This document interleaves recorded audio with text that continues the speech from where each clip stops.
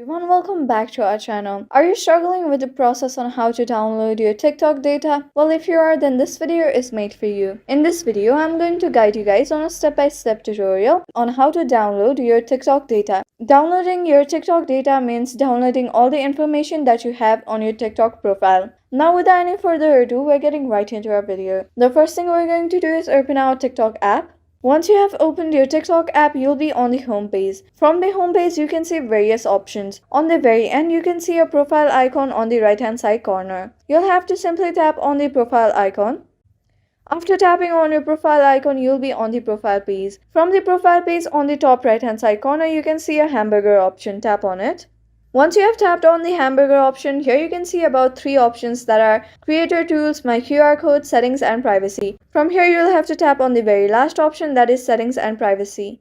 On the Settings and Privacy page, you can see various options. From here, you'll have to scroll on the very top, and on the very top, you can see option Account. Simply tap on the option Account. Once you have tapped on account, then you'll be directed towards the account page. On the account page, you can see about 5 options. Tap on the second last option, that is download your data.